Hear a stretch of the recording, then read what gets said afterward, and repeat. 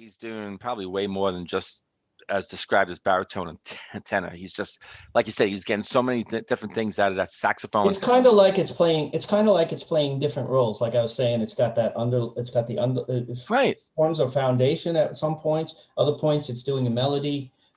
So and To make it sound like basically, all instruments are doing rhythm in a sense. right. Yes. And to make that sound like a kazoo, because that's what I want to. And we both picked up on that. What range is the kazoo in? Can you play is there a baritone kazoo and like a mezzo soprano? You want to look that up? Go on. Never mind. I got a whole thing about that. Over here, The whole speculative thing about the kazoo.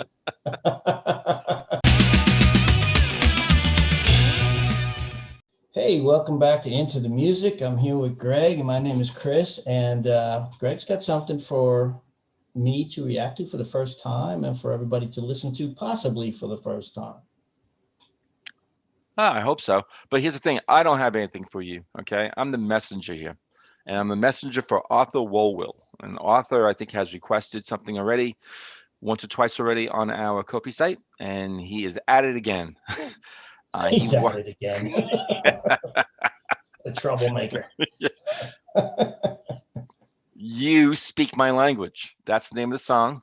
And it's from a band that you may remember as a band that I was kind of into for a while in the 90s when you were over here in New York. Morphine. So do you remember that band? Yes, I remember. I remember how unique they were because it's a three-piece band with one of the pieces is a saxophone. Yes. So that was really, they stand out to me. But I don't remember. I think there was one song that made it to the radio. I think that was Bueno. I can't remember what it was. I think it was called Bueno. He would kind of repeat that, and the sax was coming in. Bueno is the name of that song. I think that's the one. And then there was a song. It was off the album Cure for Pain. That's the one. Their second album, not this one. That was their big one, I think. And that's the one that I had. So anyway, so this is off their first album. That's all I'll say again. I know we usually put it aside. Go check it out, man. You Speak My Language by Morphine. Let us know what you think. Okay.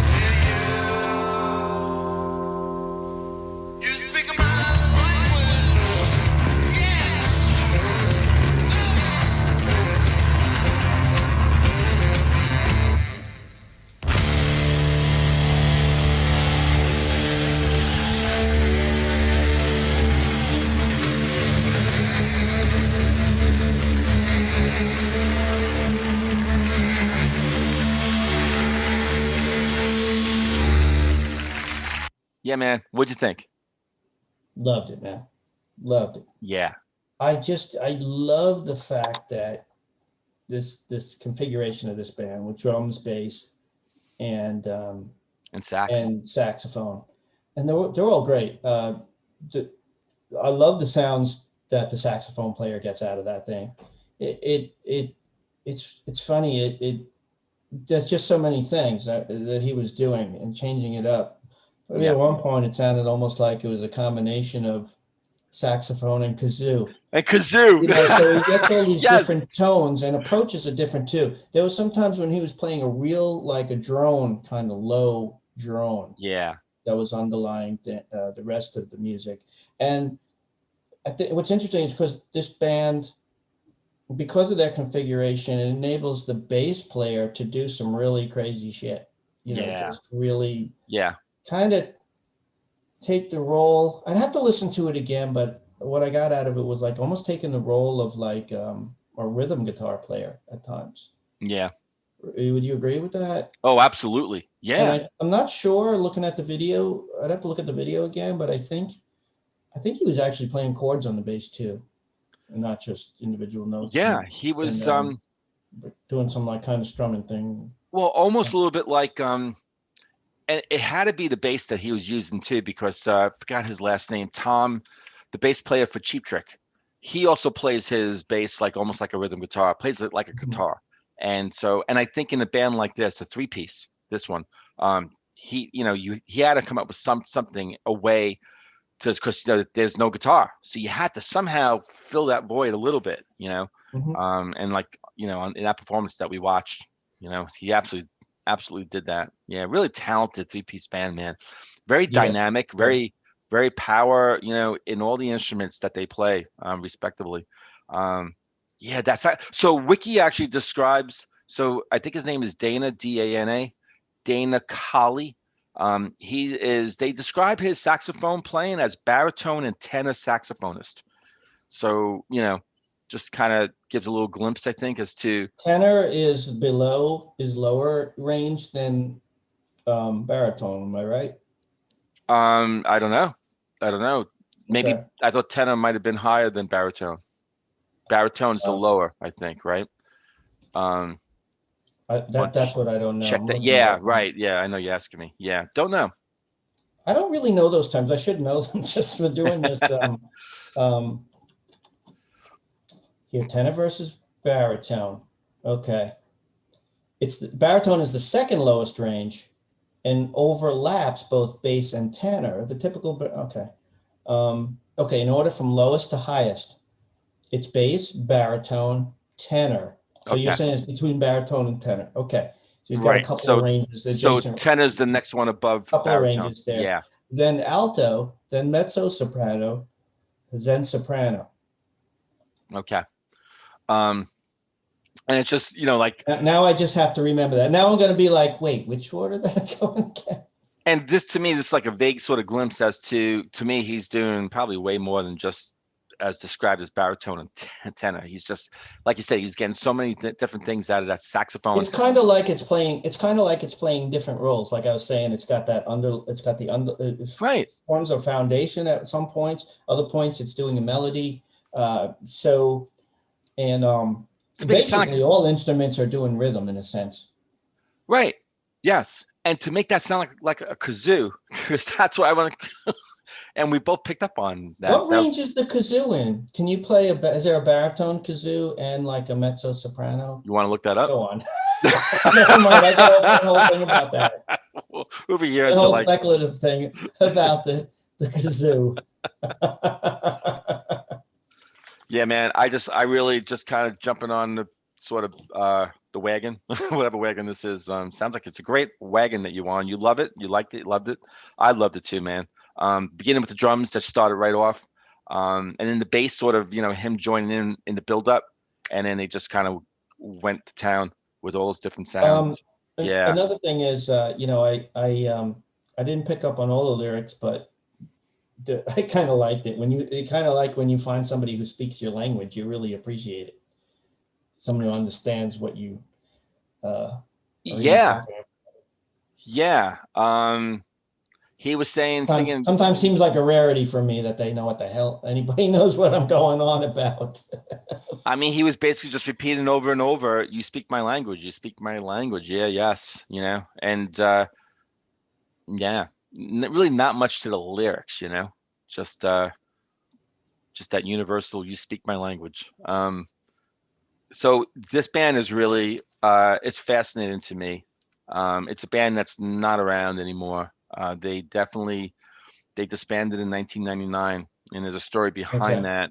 So they were Boston based. Hmm. They formed in 1989, and this song is off their first album, Good, released in 1992. And so written and sung by frontman Mark Sandman, which I believe he was the writer of most of the band's material. Okay. Mark was known for his distinctive and deep bass baritone voice. Um, he also played slide bass, right? And Slide played it. bass. That's cool. Yeah, that's how they describe it in Wiki. Yeah. So Wait, is the slide bass is he playing with the how would is that a fretless bass or is it because I I don't don't. think you can use a slide to a slide on your finger too effectively with it. I haven't tried it with a bass just because the strings are so thick, but I don't know for sure. Yeah, slide bass. They're saying that it's a fretless guitar, Okay, there you go. with a fingerboard without frets. So typically a standard instrument that has had the frets removed, Okay. and basically in many different ways, this thing I'm looking at is telling me it's got no frets, frets removed, no frets. Yeah.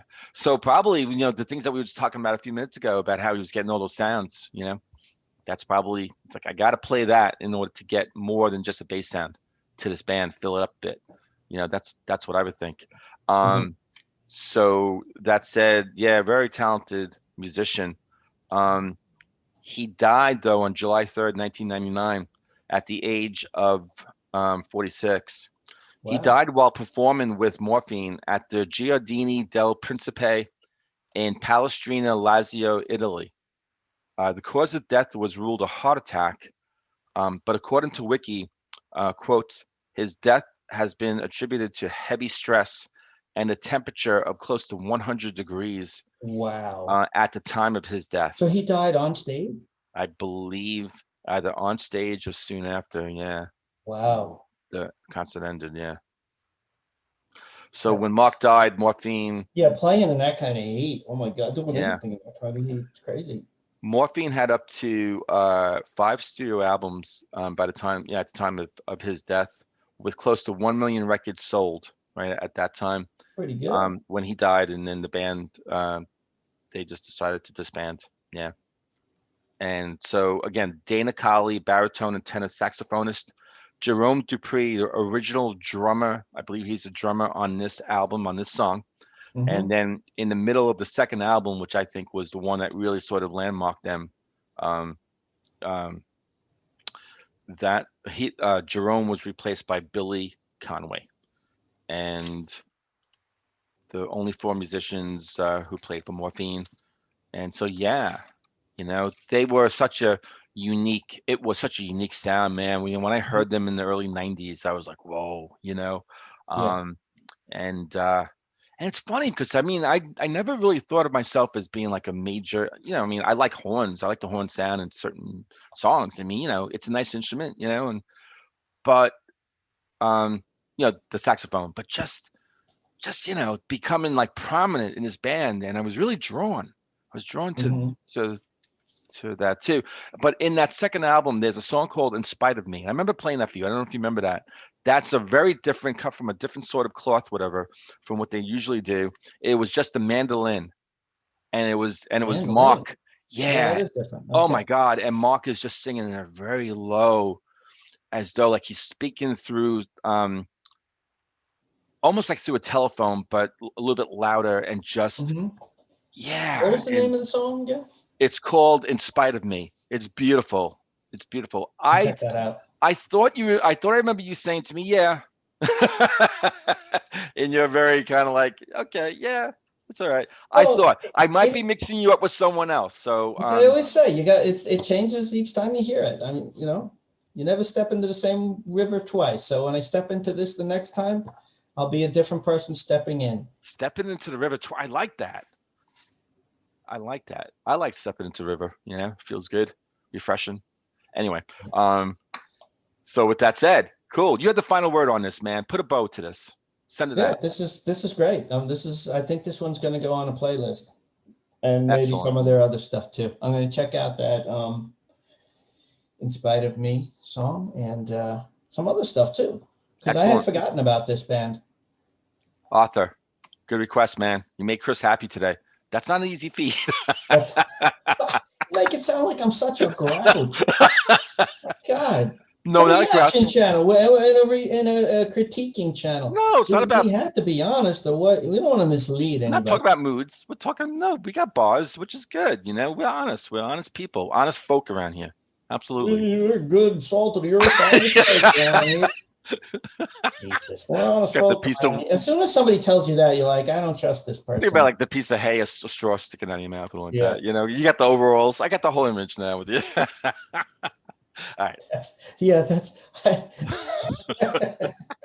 Looking like Lenny in My Cement, right? Didn't Lenny walk around with just, anyway. All right. So, Chris, have a good day. Good rest of the day. He's petting the rabbits. Yeah. I like bunny rabbits. That's awesome. And we'll see everyone on the next episode of Into the Music. See ya.